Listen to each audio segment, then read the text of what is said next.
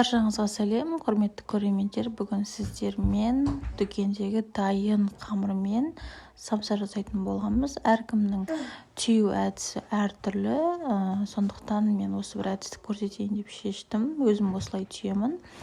Әрине өзіңіздің қалауыңызша жуа немесе пияз, әр өңірде әртүрлі айтады ғой. Және өзіңіздің жақсы көретін дәмдеуіштеріңізді салып жақсылап араластырып демалдырып қоясыз. Өйткені етке тұзы, бұрышы, дәмдеуіштер әдемі сіңуі керек. Міне осылай мен дайын қамырды осылай жайып алдым. Және осылай өзіңіздің қалауыңызша біреулер толтырып салған ұнатады дегендей, соның бірі мен осылай көп болған ұнатамын, негізі ішіндегі салмасының. Осылай мен 3 бұрышты көлемде жаңағы бүгіп шықтым.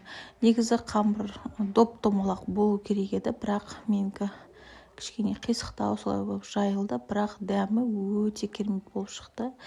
Базардағы самсалардың кем емес.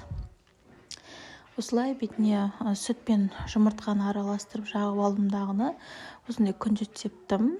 Бетіне мак сепсеңіз де болады. Және самсамыз міне осындай әдемі дайын болды. Баршаңызға ас болсын. Менің каналыма тіркеліп, лайк басып, комментарий қалдыруды ұмытпаңыздар.